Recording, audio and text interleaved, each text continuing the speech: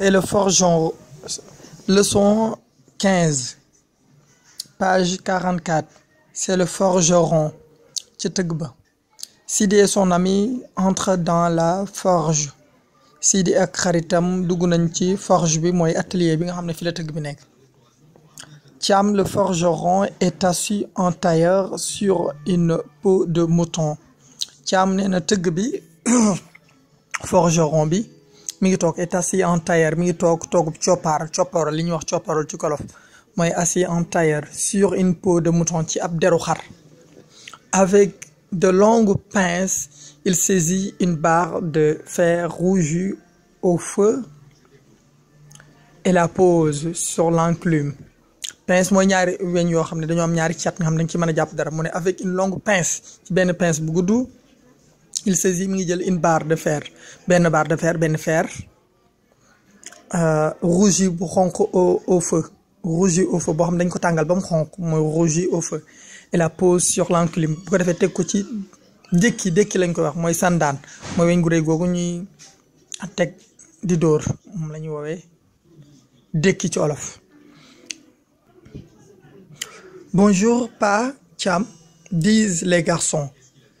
Pa Thiam naka suba si disent les garçons xale yi ñoo wax lool. Bonjour, que voulez-vous mu ne leen naka suba si que voulez-vous lan ngeen bëgg demande le forgeron tëgg bi moo wax lool.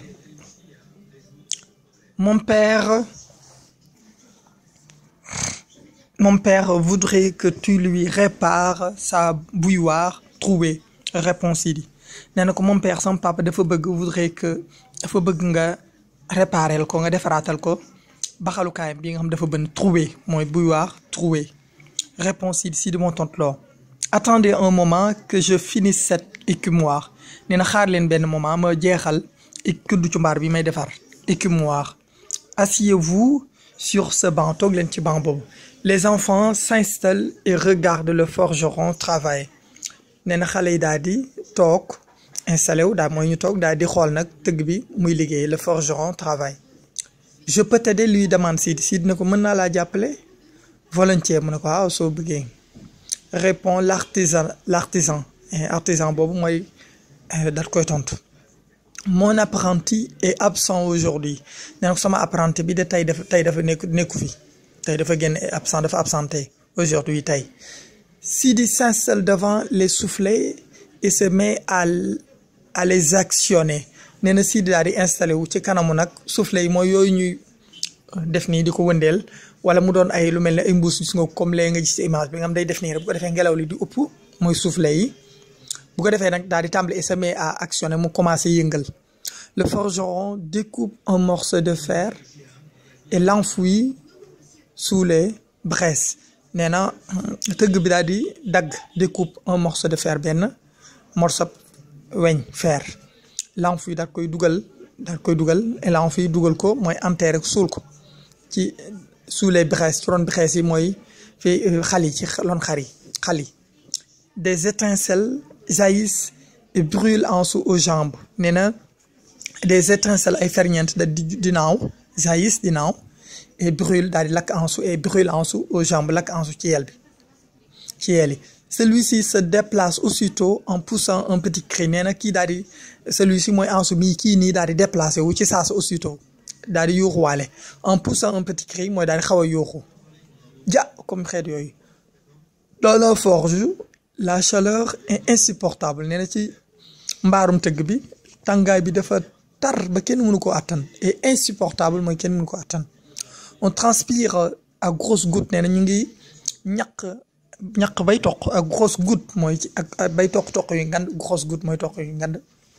Ruisselant de sueur le forgeron retire le morceau de fer du feu nee na mi ngi siit ak ñaq ruisselant de sueur mais na mi ngi siit ak ñaq sueur mooy ñaq le forgeron tëgg bi retire le morceau xëccaat jëlaat morceau bi de fer bi xëccaat ko xëcc morceau fer bi ci xal yi xëcc ko génne ko daal retire le morceau de fer du feu mooy génne ko xal yi.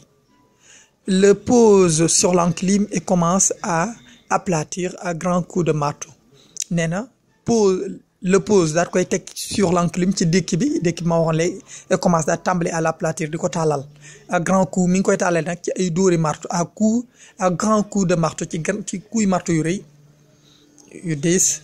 Le manche de l'écumoire prend forme nee na kiiwu nag jàppukaayu écumoire bi muy manche bi commencé di formé wu l'écumoire prend forme mooy commencé di formé wu. Il ne reste plus qu'à le souder nee na desul lu nag souder. Pendant ce temps Ansou contemple les poêles et les coupes et les arrosoirs exposés sur une table devant l'atelier.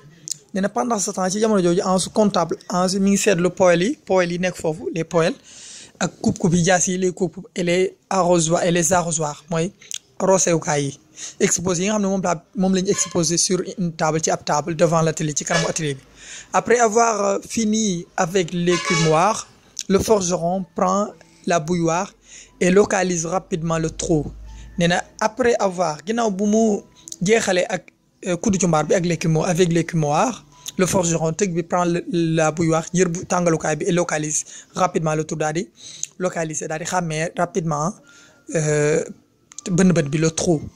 Il le bouche avec un morceau d'étain et il vérifie ensuite que le travail est bien fait.